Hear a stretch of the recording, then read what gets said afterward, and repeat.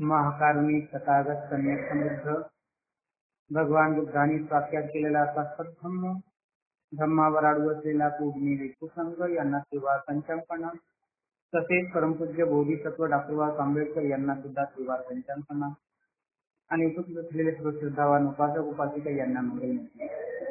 तर आपण कालचं कुठं झालं होतं?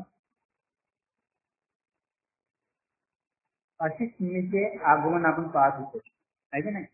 अशीच मुनी तिथं आला, सुद्धोधनाच्या घरी आला आणि सुद्धोधनाच्या घरी आल्यानंतर पाहिलं आपण, आहे की नाही? तर सुद्धोधन राजाने तिथं आल्यानंतर त्याने पाहिलं, तर सुद्धोधन राजाने विचारलं की आपण मुनीवर आपण आजपर्यंत आपल्याला इथं पाहिलेलं नाही, आपण इथं पहिल्यांदा दिसत आहे आणि येण्याचं काय कारण आहे, अशा पद्धतीचं सुद्धोधन राजाने विचारलं. तेव्हा त्या मुनीने सांगितलं, काय म्हणतात, राजा तुम्हाला जो मुलगा झालेला आहे की नाही, तुम्हाला जो पुत्र झाला आहे त्या पुत्राच्या दर्शनासाठी मी आलेला, अशा पद्धतीने. आणि त्यानंतर राजाने सांगितलं की बाळ आता झोपलेला आहे, तुम्हाला थोडा वेळ थांबावं लागेल, अशा पद्धतीने म्हटल्यानंतर तिथं त्या ऋषीने म्हटलं, काय म्हटलं आहे की राजा असे थोर महात्मे जास्त काळ काय झोपत नाही, आहे ना, जास्त काळ झोपत नाही, ते सतत जागृत असतात, अशा पद्धतीने म्हटला. आणि असं म्हणतच आहे. तर काय झालं, असं तो ऋषीमयी म्हणतच आहे की त्या बाळाने आपले हातपाय काय हलवले, आहे ना. अशा पद्धतीने त्याने ज्या ऋषीमुनीची म्हणजे त्या बाळाने त्या ऋषी मुनीवरती कंपा दाखवून त्या बाळाने आपले हातपाय जागी असल्यासारखे म्हणजे हलवले, आहे ना, अशा पद्धतीने. आता अशा पद्धतीने म्हणल्यानंतर बाळ जागा आहे हे पाहतात सुद्धोधन राजाने ते बाळ दोन्ही हाताने पकडलं आणि त्या मुनीवरला आणून दिलं. आणि त्या मुनीवरने त्या बालकाला आपल्या हातात घेतलं आणि हातात घेऊन त्याने त्या बालकाचं निरीक्षण करायला लागले, आहे ना. त्या बालकाचं काय करायचं, निरीक्षण करायला लागले. त्या बालकाचं निरीक्षण करत असताना त्यांना महापुरुषाच्या 32 लक्षणे व 80 शुभचित्त आहे की नाही. तर अशा पद्धतीने चिन्ह त्यांना त्या शरीरावरती दिसले लहान बाळाच्या. तर अशा पद्धतीने त्यांनी पाहिल्यानंतर हे जे 32 लक्षणे आणि 80 अनुवंजने हे जे असतात, हे जे लक्षणे पाहिल्यानंतर त्याला जे त्याच्या काळामध्ये त्यांनी जे भविष्यवाणी पाहिली होती किंवा त्यांना जे अभ्यास केला होता, त्या अभ्यासाच्या आधारावरती त्यांनी पाहिल्यानंतर त्यांना लक्षात आलं की या बाळावरती बाळाचा जो देह आहे, म्हणजे बाळाच्या वरती जे चिन्ह वगैरे आहे, तर शुक्र आणि ब्रह्म याच्यापेक्षा ते अधिक तेजस्वी असल्यासारखी त्याने जाणलं. म्हणजे बाळावरती जे लक्षणे आहेत ते जाणून त्याने पाहिलं की हा जो बाळ आहे शुक्र आणि ब्रह्मा याच्यापेक्षा तो तेजस्वी होणार आहे. असं तेजस्वी मग त्याच्या शतपतीने म्हणजे त्या ब्रह्मा किंवा तो शुक्र याच्यापेक्षा कितीतरी पटीने 100 पटीने काय आहे ते बळ त्याच्यामध्ये निर्माण होते, तेजस्वीपणा त्याच्यामध्ये निर्माण आहे, अशा पद्धतीने व्यक्तीपणा त्याच्यामध्ये.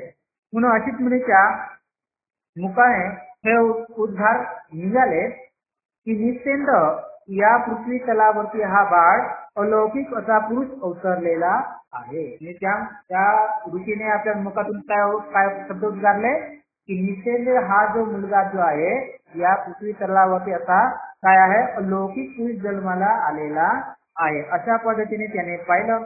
आणि त्या बालकाला त्या मुलीने काय केलं, त्या बालकाला काय केलं, एका ठिकाणी असं ठेवलं आणि त्याला काय केलं, आता म्हणजे काय म्हणतात त्याला असं प्रदक्षिणा मारल्या, आहे ना. आणि अशा पद्धतीने प्रदक्षिणा मारून त्याला काय केलं, दोन्ही हाताने साष्टांग नमस्कार घालला. तर अशा पद्धतीने त्याने ध्यानमग्न अवस्थेमध्ये ते उभे राहिले आणि अशा पद्धतीने त्यांना वंदन करून ध्यानमग्नाच्या काय अवस्थेमध्ये काय उभे राहिले. अशीच मुनीने जे सांगितलेले भविष्यवाणी आहे ना, त्या पद्धतीने 32 लक्षणे आणि 80 व्यंजने ह्या ज्या आहेत, याच्या पुढे जे त्यांनी जे भविष्य म्हणजे त्यांनी जे लक्षणे पाहिले त्याच्यामुळे त्यांना पर्याय माहित होतं, त्यांनी अभ्यास केला होता कोणाचं भवितव्य काय असतं म्हणून. तर त्यांना जाणलं की या जी 32 लक्षणे जे बाळावरती जे लक्षणे आहेत याच्यावरून हे जे बाळ आहे या जगामध्ये 2च मार्ग त्याच्याकडे आहेत. कोणता? एक तर तो संसारिक जीवनामध्ये राहिला तर चक्रवर्ती सम्राट होईल, आणि जर त्याने गृहत्याग केला तर का होईल? बुद्धत्व प्राप्त करेल. अशा पद्धतीने सम्यक संबुद्ध प्राप्त होईल, अशा पद्धतीने हे त्याने म्हणलं. तर अशा पद्धतीने या ऋषीला माहित होतं की हे बाळ काय गृहस्थ जीवनामध्ये जगणार नाही, गृहस्थ जीवनामध्ये राहणार नाही, आणि त्या बाळाला ते पाहिल्यानंतर हे बाळ काही गृहस्थ जीवन जगणार नाही, ते निश्चितच गृहत्याग करून बुद्ध होईल. अशा पद्धतीने जाणल्यानंतर त्या बालकाकडे पाहून आहे नाही, हा जो ऋषीमुनी आहे त्याने दीर्घ श्वास घेऊन काय केलं? आपले आसू ढाळायला लागला है ना, म्हणजे लढायला लागला. अशा पद्धतीने त्याच्या डोळ्यातून अश्रू ढाळीत असताना, दीर्घ श्वास घेत असताना शुद्धोधन राजाने त्यांना पाहिलं. आणि शुद्धोधन राजाने पाहिल्यानंतर आता राजाच्या अंगावरती रोमांचक उभे झाले आहे ना, म्हणजे जसं त्याला राजाला काळजी वाटली की अरे बापा काय या ऋषीमुनीने आपल्या बाळामध्ये असं काय पाहिलं, म्हणून ते लढायला लागला. अशा पद्धतीने एक रोमांचक त्या राजाच्या अंगावरती काय झाले? निर्माण झाले. आणि अशा पद्धतीने रोमांचक निर्माण झाल्यानंतर राजा व्याकुळतेने त्या असित मुनीला विचारतात, हे मुनीवर, आपण अशा तऱ्हेने का लढत आहात? काही आपण अशा पद्धतीने का लढतात? का अश्रू ढाळीतात आणि दीर्घ श्वास घेऊन अशा पद्धतीने बालकाच्या मध्ये काही म्हणजे अशा पद्धतीने आपण लढत आहात, तर बालकामध्ये काही असा निर्विघ्नता आहे की नाही, आहे का वगैरे अशा पद्धतीने, म्हणजे त्यांना काही धोका वगैरे आहे का, अशा पद्धतीने त्या बालकाचं भवितव्य काही म्हणजे सुरक्षित नाहीत का, अशा पद्धतीने राजाने त्याला विचारला.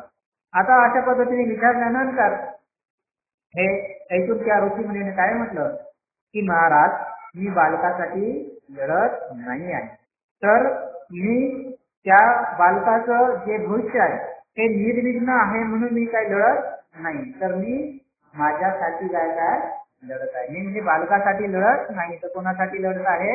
मी माझ्यासाठी लढत आहे. का बरं? अशा पद्धतीने शुद्धोधन राजाने विचारल्यानंतर त्या ऋषीने सांगितलं की मी वयोवृद्ध झालाय, मी म्हातारा झालो आहे, आणि माझं आता आयुष्य संपत आलेलं आहे, आणि निश्चितच हे बालक जेव्हा बुद्ध होईल तेव्हा मी असणार नाही. जेव्हा हे बालक बुद्ध होईल, पूर्वोच्च असं ज्ञान प्राप्त केलं, संबोधी प्राप्त करत, आणि अशा या जगामध्ये जे या तलावर कोणीही असं काम केलं नाही आहे, असं धम्मचक्र तो बालक या जगामध्ये फिरवेल, आणि या जगातल्या सुख समृद्धीसाठी असे महान तत्वाचा तो उपदेश करेल, त्यावेळी मी इथं राहणार नाही, अशा पद्धतीने त्या ऋषीमुनीने सांगितलं. आणि हा जे बालक आहे या धार्मिक जीवनाचा तो घोषणा करील, आणि त्याचा आरंभही कल्याणकारी राहील, त्याचा मध्यही कल्याणकारी राहील, आणि अंतही कल्याणकारी आहे, असा तो धम्म आणि शब्द न शब्द भावार्थ आणि परिपूर्ण शब्द आणि पवित्र असा तो धम्म लोकांना सांगेल. आणि ज्याप्रमाणे एखाद्या इंगुराचं फुल किंचितच ठिकाणी उगवते, आणि ते किंचितच ठिकाणी काही लोकांना निश्चित फक्त मोजकाच म्हणजे काही किंचितच लोकांना ते काय भेटते, पाहायला भेटते, तशाच पद्धतीने मला सुद्धा इथं बुद्धाचा उदय होईल, आणि हे राजा मी त्याला परमज्ञानाला प्राप्त करू शकणार नाही, म्हणजे त्या बुद्धाच्या धर्माला मी पाहू शकणार नाही, बुद्धाला पाहू शकणार नाही, त्याच्या धर्माला मी म्हणजे ग्रहण जाऊ शकणार नाही, की ते ग्रहण घेऊ शकणार नाही, अशा परम सुखाला मी मुकून जाईल. यासाठी तो काय करत आहे? तो लढत आहे. अशा पद्धतीने त्या असित मुनीने सांगितलं की मी बालकासाठी लढत नाही, तर माझ्यासाठी लढत आहे. कशासाठी लढतात? की हे बालक आहे, बुद्ध होईल, आणि बुद्ध झाल्यानंतर जो धर्म सांगेल त्या बुद्धालाही मी दर्शन करू शकणार नाही, आणि त्याच्या धर्मालाही मी पाहू शकणार नाही. अशा पद्धतीने मी यासाठी दीर्घकाळ शेकर आहे, म्हणजे बुद्ध मी लढत आहे, अशा पद्धतीने त्यांनी सांगितलं. त्यानंतर त्या राजाने त्या थोर असित मुनीला व त्याच्या पुतण्या नरदत्ता याला यथोक्त असं संतुष्ट असं भोजन दिलं, आणि वस्त्रदान वगैरे देऊन त्याच्या भोवती प्रदक्षिणा घातल्या. म्हणजे राजाने काय केलं, त्या असित मुनीला आणि त्याच्या पुतण्याला सुद्धा चांगल्या पद्धतीने भोजन दिलं, वस्त्र दान दिलं, आणि त्याला मग अशा पद्धतीने काय केली, प्रदक्षिणा घालली. आता तेव्हा असित मुनीने त्याचा जो भाषा होता है ना, त्याचा जो खाली पुतण्या होता नरदत्त, त्या पुतण्याला म्हणाला, काय म्हणाला की नरदत्ता, जेव्हा हे बालक बुद्ध होईल, तू जेव्हा बुद्ध झाल्याचं ऐकशील तेव्हा त्याच्याकडे जाऊन त्याच्या ज्ञान मार्गाचा काय कर, अनुसरण कर, म्हणजे त्याचं धर्म ग्रहण कर. आणि ते तुला सुखाचे व कल्याणदायी ठरेल असे म्हणून असित मुनी आणि असित मुनीने त्या राजाची अनुज्ञा घेऊन तो आपल्या आश्रमाकडे निघून गेला. म्हणजे असित मुनीने काय सांगितलं त्या नररत्नाला, जेव्हा हे बालक बुद्धत्व होईल तेव्हा बुद्ध बनण्याचा तुला ऐकायला येईल तेव्हा तू त्याच्याकडे जा आणि त्याचा ग्रहण कर आणि ते सुद्धा तुझ्या कल्याणाचं राहील अशा पद्धतीने त्याने सांगितलं. आणि एवढं बोलून तो राजा त्या राजाचा निरोप घेऊन तो आपल्या आश्रमाकडे असित मुनी निघून गेला. तर अशा पद्धतीने असित मुनीचा हा एक चॅप्टर झाला. आता दुसरा चॅप्टर आहे महामायेचा मृत्यू है ना. 5व्या दिवशी नामकरण विधी करण्यात आला. मुलाचे नाव सिद्धार्थ असे ठेवण्यात आले. आता 5व्या दिवशी आहे तर काय झालं की 5व्या दिवशी त्या सिद्धार्थ त्या बालकाचं काय झालं नामकरण करण्यात आलं आणि त्या नामकरण केल्यानंतर त्या मुलाचं नाव काय ठेवण्यात आलं सिद्धार्थ ठेवण्यात आलं आणि त्याचे गोत्र नाम गौतम होते. तर त्याचं जे गोत्र नाम आहे ते काय होतं गौतम असं पद्धतीचे म्हणून त्याला सिद्धार्थ गौतम अशा पद्धतीचे लोक त्याला म्हणू लागले है ना. आता सिद्धार्थाचं गौतम कोणतं होतं गोत्र कोणतं होतं गौतम आहे ना. आता मुलाच्या आनंदावर नामनिधी करण्याच्या चालू असतानाच महामाया काय झाली अचानक आजारी पडली. तिला दुखणे चालू झाले आणि अशा पद्धतीने तिने आपल्या शयनाचं ग्रहण केलं म्हणजे आपले जे पलंग असते त्यावरती ना. आता त्यानंतर तिचा अंतकाळ जवळ आला तिने जाणलं म्हणजे महामायाने तिचा अंतकाळ जवळ आलं हे जाणलं असं ओळखून तिने सुयोधन राजा व प्रजापतीला आपल्या रुग्णाच्या जवळ काय केलं बोलवले आणि बोलवल्यानंतर तिने म्हटलं की माझ्या मुलाबद्दल जे असित मुनीने भविष्यवाणी सांगितलेली आहे ते खरी होईल याबद्दल मला अजिबात शंका वाटत नाही. म्हणजे मला ते म्हणजे खोटं होईल की मला ते खरी होईल याच्याबद्दल मला काय म्हणजे अजिबात त्याच्याबद्दल शंका डाऊट नाही. म्हणजे ते खरी होणार आहे की नाही ते म्हणजे त्याला काय म्हणतात खरी होईल याची मला काय आहे खात्री आहे अशा पद्धतीच्या महामायेने सांगितलं. पण मला दुःख याचं आहे की जेव्हा ते असित मुनीची भविष्यवाणी खरी ठरेल तर ते भविष्यवाणी खरी ठरत असताना मी पाहू शकणार नाही याचं मला दुःख आहे अशा पद्धतीने महामायाने सांगितलं. आता माझं बाळ ते माया म्हणते माझं बाळ आता मातृहीन होईल परंतु माझ्या मागे माझ्या मुलाची काळजी लालन पालन करण्याची व त्याला त्याच्या भविष्यात लक्ष देऊन योग्य प्रकारची जोपासना केली जाईल याची मला म्हणजे केली नाही जाणार किंवा म्हणजे याची मला काय अजिबात काळजी नाही. कारण माझ्या मुलाची लालन पालन करण्याची किंवा त्याची चांगलं शिक्षण देण्याची सांभाळा करण्याची काय याबद्दल मला अजिबात चिंता नाही.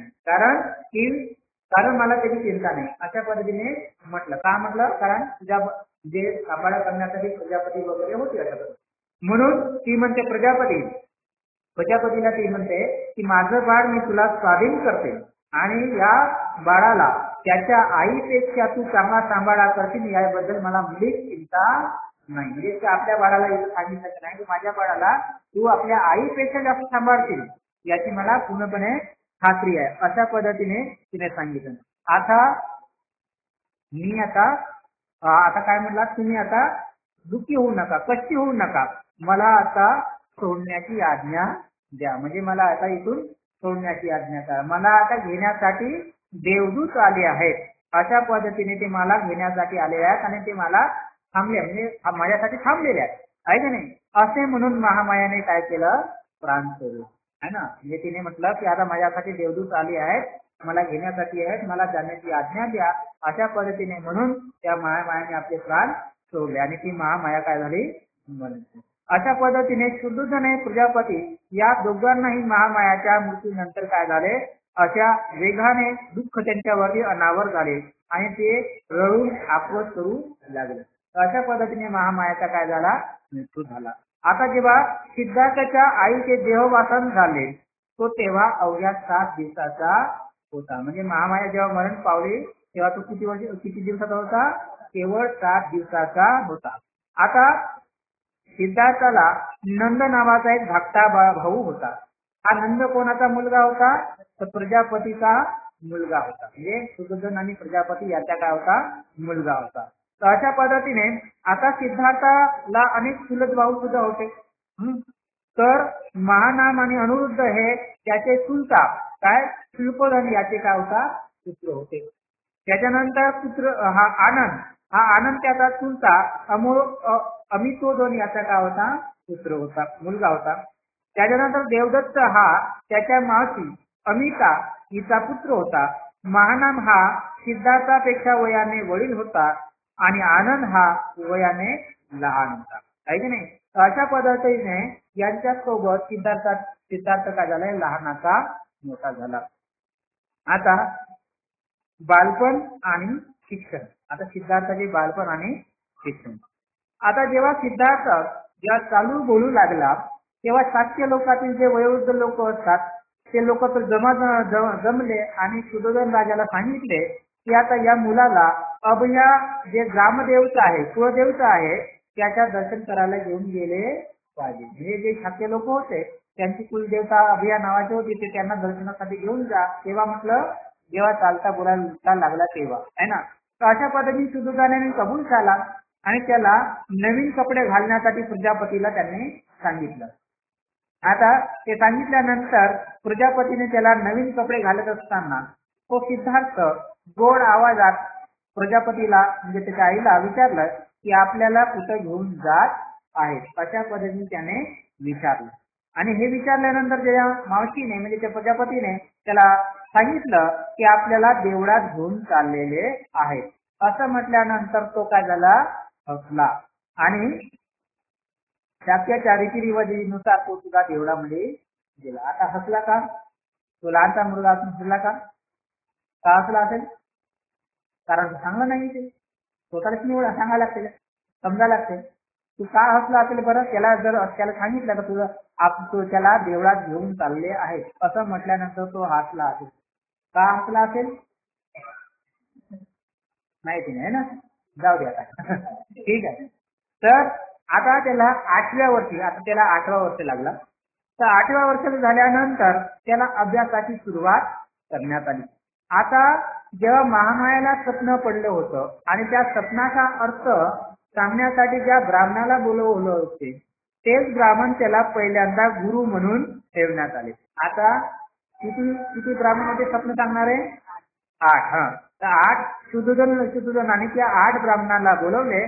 त्यांनी या सिद्धार्थाचे जे भविष्य सांगितले होतं त्याचे ते प्राथमिक काय झाले पहिल्यांदा ते काय झाले गुरु झाले. म्हणजे पहिले जे गुरु आहेत ते कोणते गुरु आहेत सिद्धार्थाचे 8 ब्राह्मण जे महामायाच्या स्वप्नाचा अर्थ सांगणारे जे 8 ब्राह्मण आहेत हे त्याचे पहिले गुरु झाले.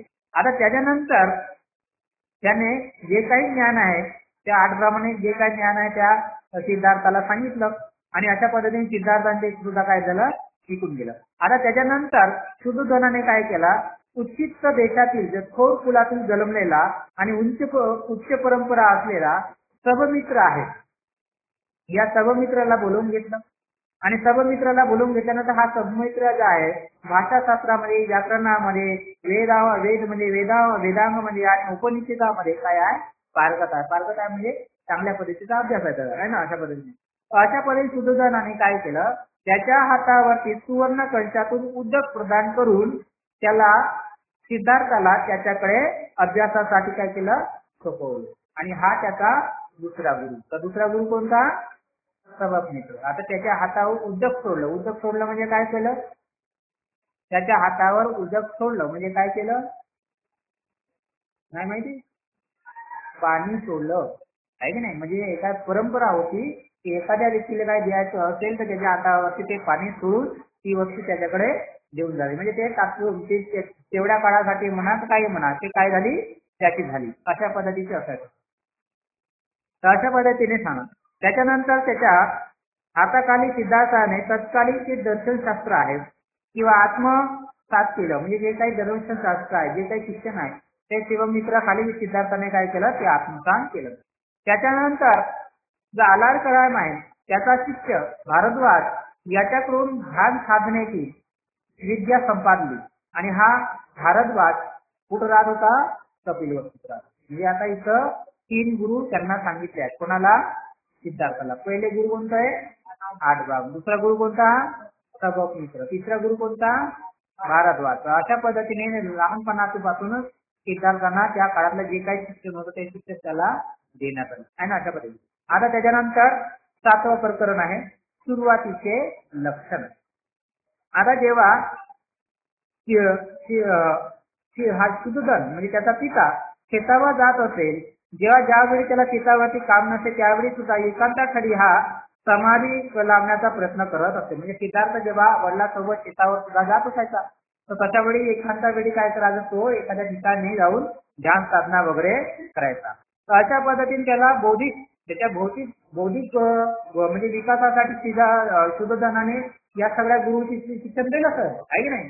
पण त्याचसोबत त्याचं क्षत्रियाचं शिक्षण म्हणजे शारीरिक शिक्षण देण्यासाठी सुद्धा युद्ध कलेचं किंवा कोणत्या तरी धनुर्विद्येचं असं शिक्षणाकडे सुद्धा शुद्धोधन राजाने दुर्लक्ष केलेलं नाही. म्हणजे सांगायचं तात्पर्य असं आहे की शुद्धोधन राजाने त्याला म्हणजे बुद्धीचं शिक्षण दिलं पण त्याला शारीरिक शिक्षण सुद्धा दिलं. का दिलं? कारण शुद्धोधन राजाला माहित होतं की आपण क्षत्रिय आहोत, म्हणजे आपण काय राजघराण्याचे लोक आहे आणि जर त्याला पुरुषत्वाचा विकास झाला नाही तर त्याच्याकडे आपण दुर्लक्ष दिलं नाही तर आपल्याला जे राज्यपाठ करायचं आहे, युद्ध करायचं आहे, याच्यामध्ये तो काय करेल, कमजोर ठरल्याशिवाय राहणार नाही. म्हणून अशा पद्धतीने हे सगळे पाहून तो शुद्धोधन राजाने त्याला भौतिक म्हणजे शारीरिक आणि मानसिक या दोन्ही प्रकारचं शिक्षण शुद्धोधन राजाने त्या सिद्धार्थाला दिलं. आता सिद्धार्थ हा पहिल्यापासून दाढी-उचीचा होता है ना, दाढी-उचीचा होता. तर हा दाढी-उचीचा असताना तो पाहायचा की त्याच्या मनामध्ये प्रश्न राहायचा की एका माणसाने दुसऱ्या माणसाची पिळवणूक करणे हे त्याला कधीही आवडत नव्हते. म्हणजे एका माणसाने आपल्या फायद्यासाठी दुसऱ्याची पिळवणूक करणे हे त्याला कधीही आवडत नव्हतं. अशा पद्धतीने तो दाढी-उचीचा होता, विद्यार्थी होता.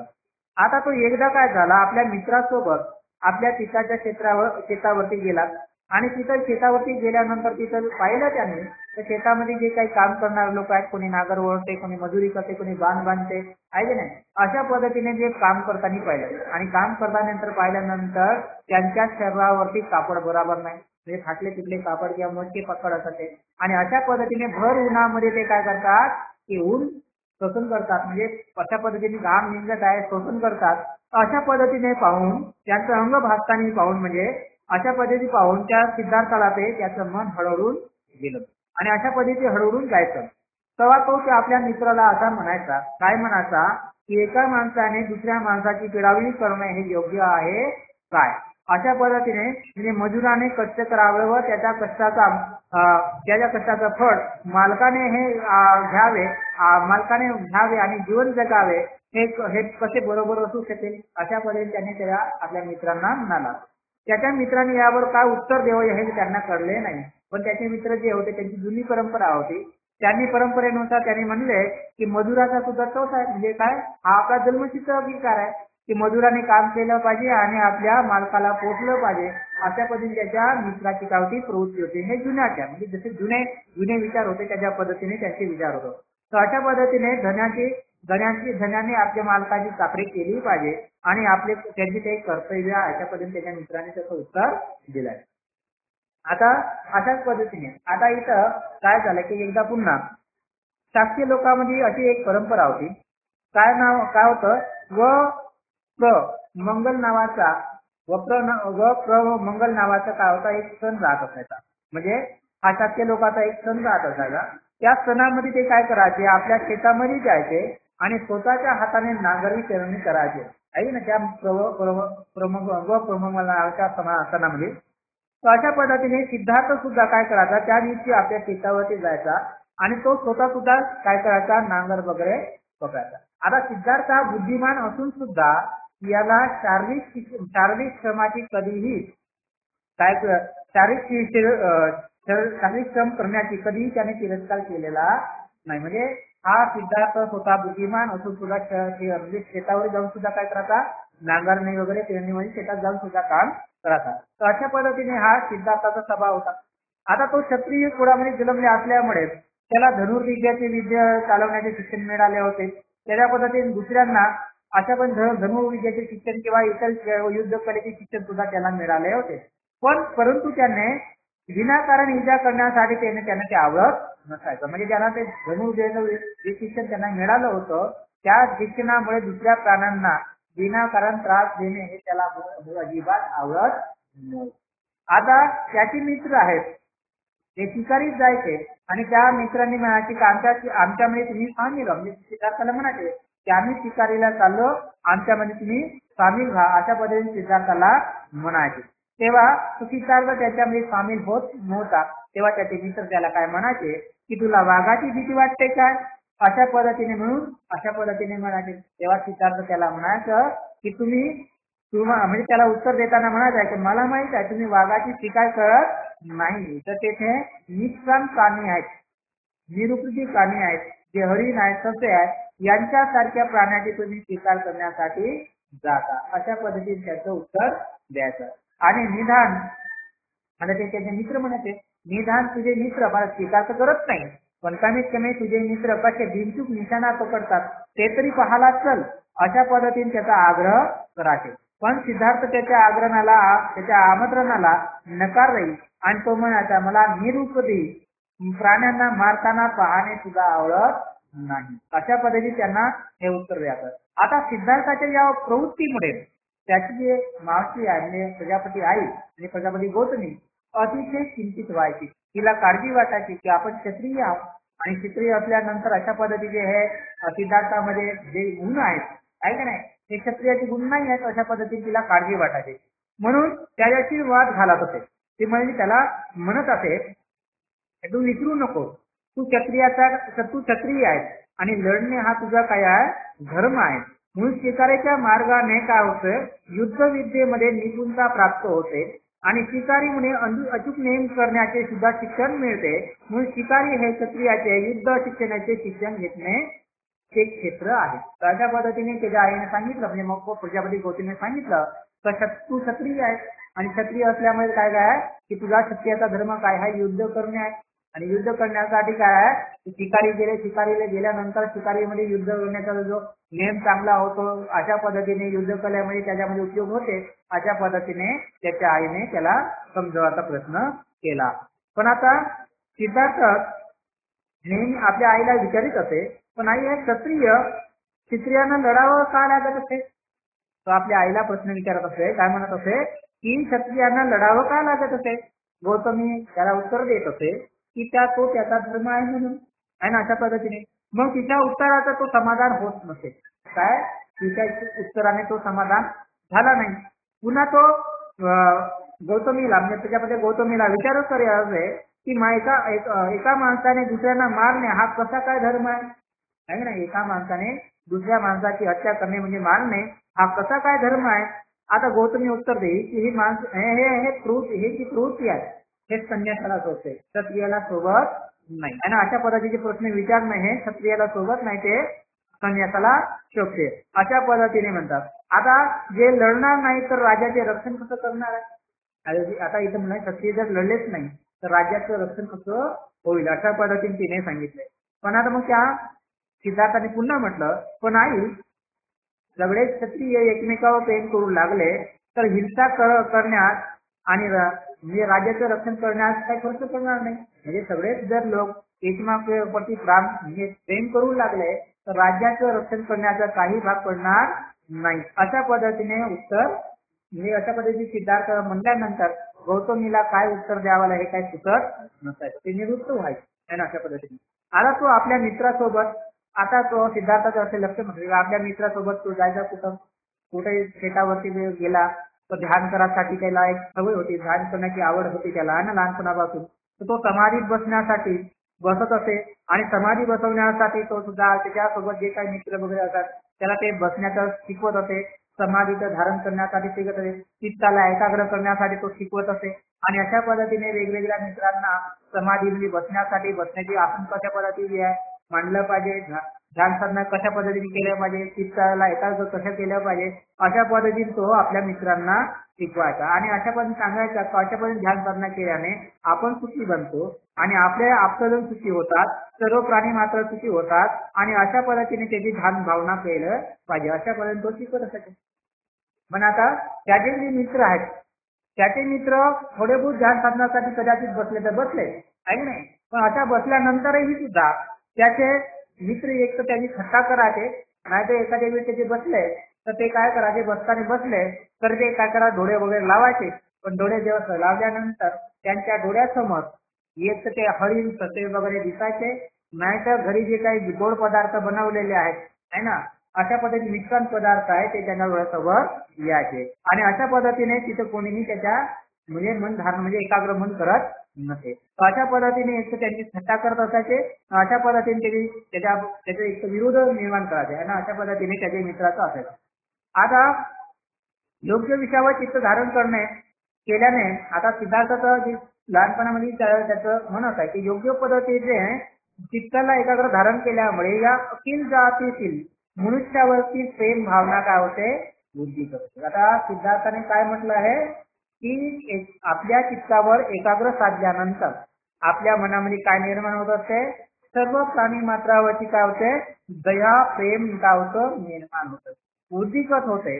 असा सिद्धार्थाला खात्री वाटायची, म्हणून तो प्राणी मात्राचा विचार करायचा आणि भेदाभादापासून तो दूर राहायचा आणि आपल्या मित्राला शत्रूपासून सुद्धा वेगळं कसं राहण्यासाठी तो सांगत असायचा. आपण जसं प्राणी मात्रावरती म्हणजे आपण जसं प्राणी पळावरती काय करतो, आपण जे पाळीव प्राणी आहे पोचतो, त्या प्राणी पात्रावरती आपल्याला शत्रुता असते काय नसते. तशाच पद्धतीने आपण शत्रूवर सुद्धा शत्रुता ठेवलं नाही पाहिजे.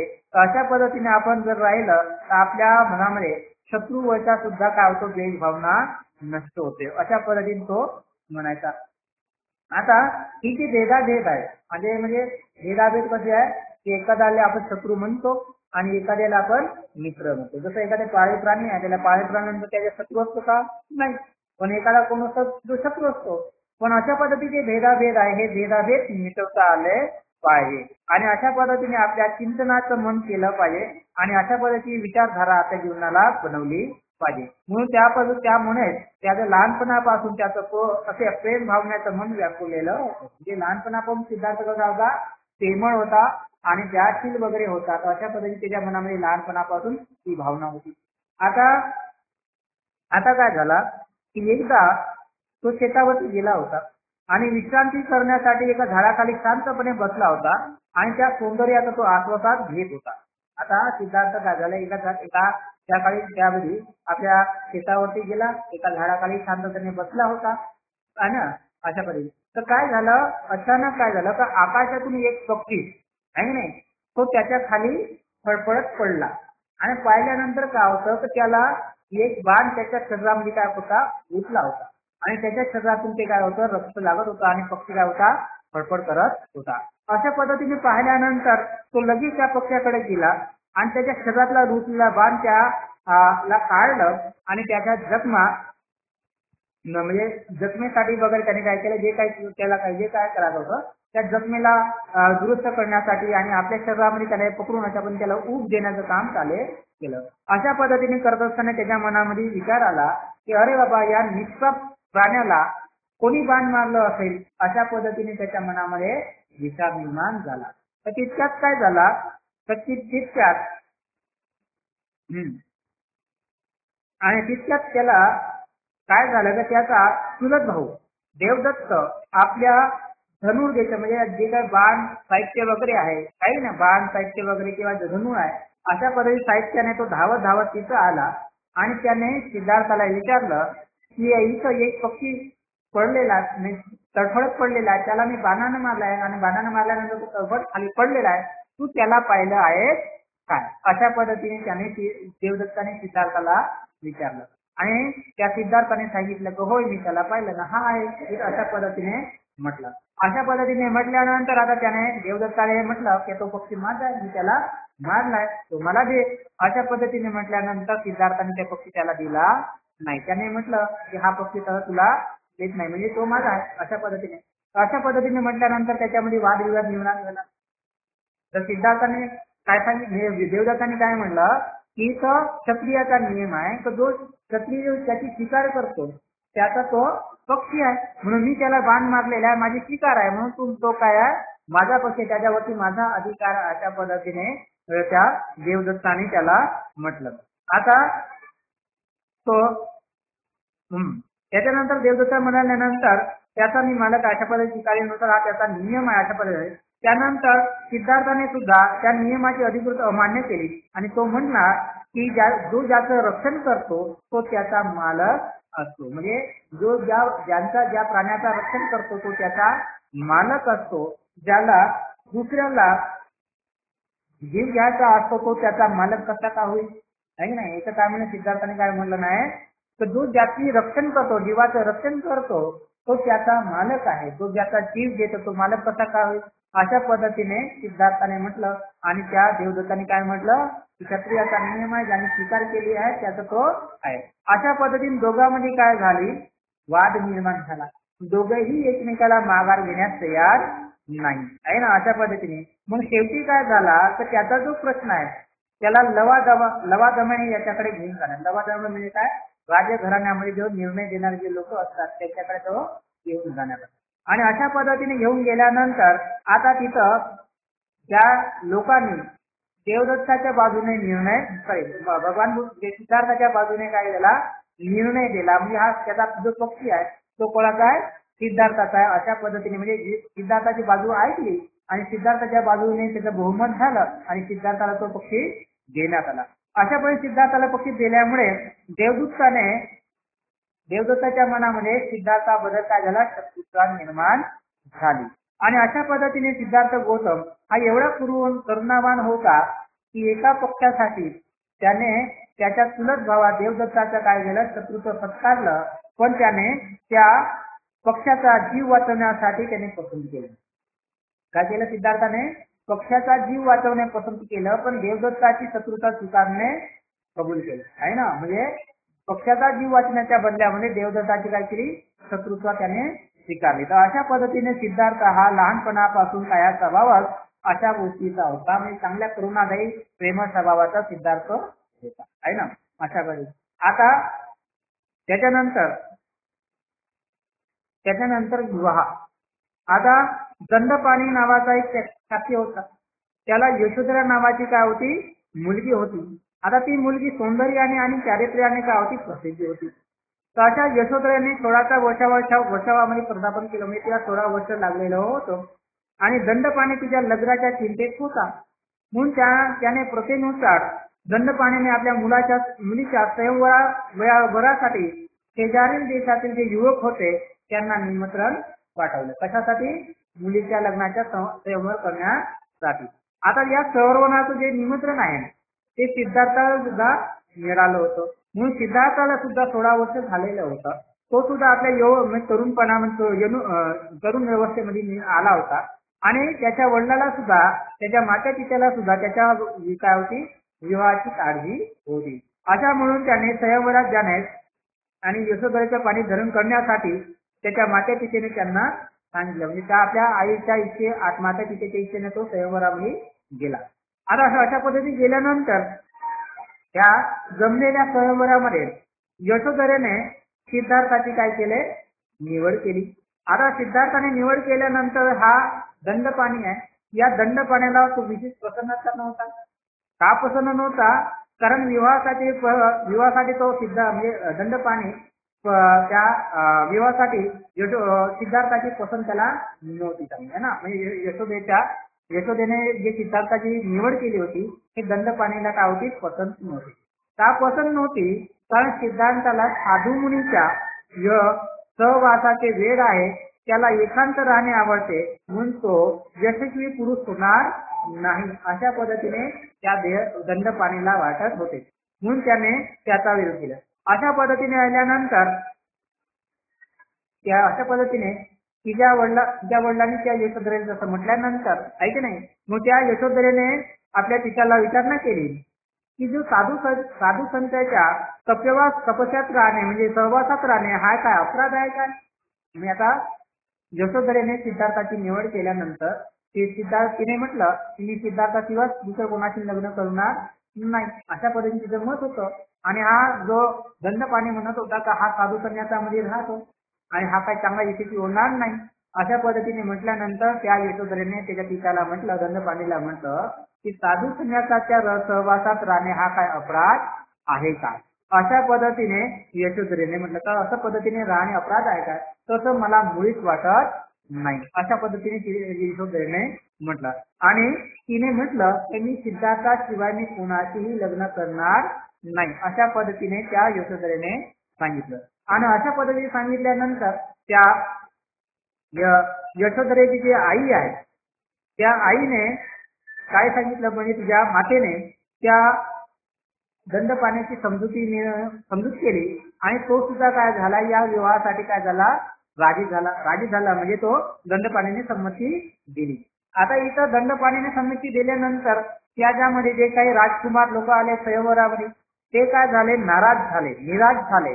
त्यांना वाटला का आता आपला अपमान झाला, कारण त्यांना वाटत होतं की यशोधरेने आपली निवड तर केली पण त्या निवडीला दंडपाणी संमती देणार नाही.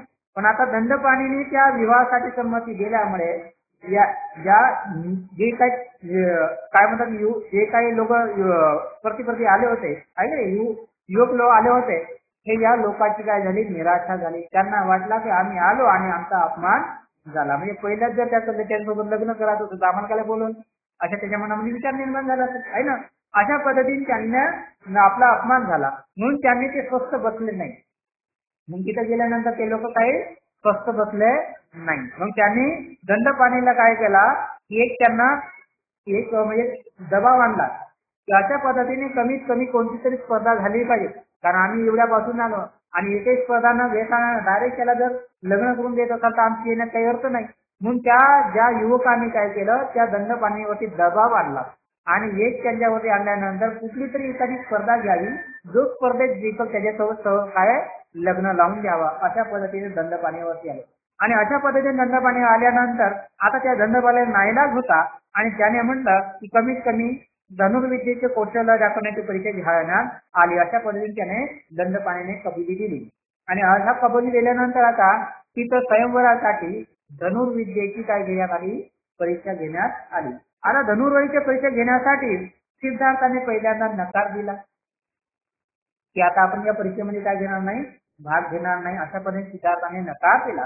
आता नकार दिल्यानंतर त्याच्यासोबत असलेला त्याचा छन्न नावाचा जो सेवक आहे त्याने मग त्या सिद्धार्थाला सांगितलं की त्यांना सिद्धार्थाला सांगितलं तुम्ही जर अशा पद्धतीने या संवारामध्ये सहभागी घेतले नाही, धनुर्विद्येमध्ये सहभागी घेतले नाही, भाग घेतला नाही तर तुमच्या पित्याची आणि तुमच्या मातेची काय होईल निराशा होईल आणि यशोधरेला सुद्धा लाजेने मान खाली घालावं लागेल.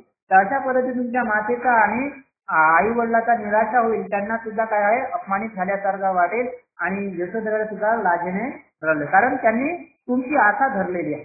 आणि अशा पद्धतीने म्हणून त्या प्रसंगासाठी त्याने अशा पद्धतीने सिद्धार्थाचं मन बदलवण्याचं काम केलं है ना.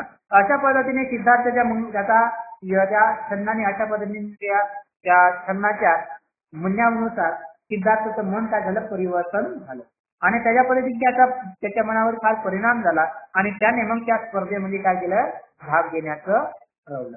आणि अशा पद्धतीने सिद्धार्थाने त्या स्पर्धेमध्ये काय घेतला भाग घेतला, कोणत्या स्वयंवराच्या धनुर्विद्येच्या आहे ना. अशा पद्धतीने आता स्पर्धा सुरू झाली. स्पर्धा सुरू झाल्यानंतर प्रत्येक स्पर्धकाने आपली पाळी येतात त्याने आपला निशाणा दाखवण्यात कौशल्य दाखवले. म्हणजे आता तिथे जेवढे काही लोक आले होते स्वयंवरासाठी त्यांनी आपापल्या पद्धतीने त्यांनी धरून येण्याची काय कौशल्य दाखवलं. आता शेवटी सिद्धार्थाची पाळी आली.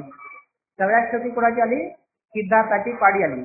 आणि सिद्धार्थाची पाळी आल्यानंतर परंतु त्याने असा बिनचूक असा निशाणा साधला आणि त्या सर्व निशाणादारामध्ये त्याचा सर्वश्रेष्ठ निशाणा जुळला. म्हणजे त्याचा निशाणा काय झाला सर्वांपेक्षा श्रेष्ठ ठरला. तर अशा पद्धतीने त्या धनुर्विद्येमध्ये सिद्धार्थाचा काय झाला विजय झाला, सर्वश्रेष्ठ गेला आणि अशा पद्धतीने त्याचा विवाह संपन्न तिथं झाला. आणि अशा पद्धतीने सुधोधन आणि म्हणजे सुधोधनाचा सिद्धार्थाचा यशोधर काय झाला विवाह झाला. आणि विवाह झाल्यानंतर दंडपाणी आणि सुधोधन या दोघांनाही काय झाला आनंद झाला आणि त्याचप्रमाणे यशोधराला व प्रजापतीला सुद्धा काय झाला आनंद झाला. तर अशा पद्धतीने त्यांच्या परिवाराला काय झाला या विवाहाचा काय झाला, एक प्रकारचा आनंद झाला. आता विवाह होऊन सुद्धा बरेच वर्ष झाले आणि बरेच वर्ष झाल्यानंतर सिद्धार्थाला एक पुत्र झाला. त्या पुत्राचं नाव राहुल ठेवण्यात आहे. अशा पद्धतीने सिद्धार्थ आहे. या सिद्धार्थाला काय झाला, हे लग्न झालं आणि लग्न झाल्यानंतर बरेच वर्षानंतर त्याला एक पुत्र झाला आणि त्या पुत्राचं नाव काय ठेवण्यात आलं, राहुल ठेवण्यात आलं. तर अशा पद्धतीने आपण इथं थांबू. आता याचा उद्या याच्या पलीकडचा भाग आपण, ठीक आहे. साधू